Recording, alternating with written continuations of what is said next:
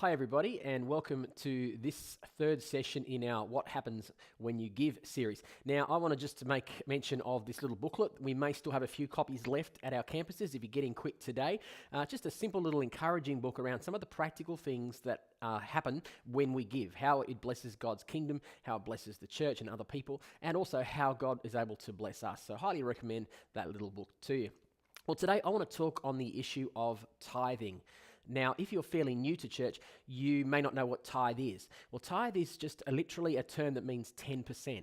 And this practice of tithing to God has been around for a long, long time. In fact, it was an essential part of the worship of the people in the Old Testament, the nation of Israel.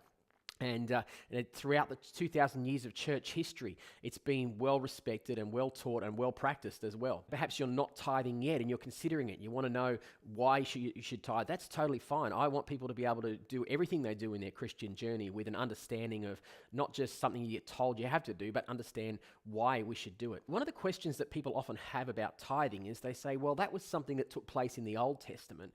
And we're in a New Testament now. We're in a new covenant period after Jesus, and therefore that Old Testament law doesn't apply to us. And look, I would say that my experience is that most people who try to teach against tithing, if you were to kind of dig into their heart and find out what was going on, in most cases it was because they were looking for an excuse not to tithe, not to be generous. And let's just park tithing for a moment. If a person is looking for an excuse not to be generous, there's something wrong right there. We should be looking for excuses to become more and more generous and have that generosity flowing out of us because God has been so generous to us. We read in the Old Testament about Abraham, and this is long before the law of Moses was put into place. 400 odd years before the law about tithing came into place under the Mosaic covenant, Abraham practiced tithing. His grandson Jacob also did the same thing. He took 10% of what God had given him and gave it to the Lord. And then when we came to the time of Moses and the nation of Israel being birthed, it was written into their law, into their Mosaic covenant, that they were required to give 10%. Well, that's the Old Testament.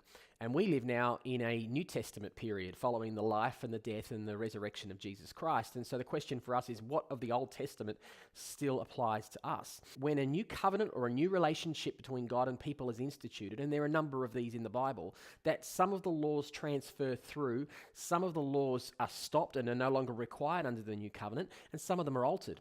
And a good example of that is Jesus when he teaches on the Sermon on the Mount. And he actually elevates the moral authority of some of the Old Testament laws. So for instance, under the Mosaic law, the law said that you should not murder. But Jesus actually changes that and raises the authority of that standard even higher. And he says, look, it's not just enough not to murder somebody. He says, I would go further and say that under the new covenant, if you're angry with a brother, you have already committed murder in your heart. Now with the issue of tithing, Jesus actually does in the new covenant in his ministry time, he commends the Pharisees for tithing. He says, you guys do well to tithe. It's one of the few things he actually commended them for. He says, look, you missed other things. You missed the love of God and looking after your family and your parents and all this sort of stuff. He says, you missed that completely, but at least you tithe. The principle of tithing does transfer into the New Testament. Not that we just see it as a tick box that we do and we have to do. We need to see it as something we get to do.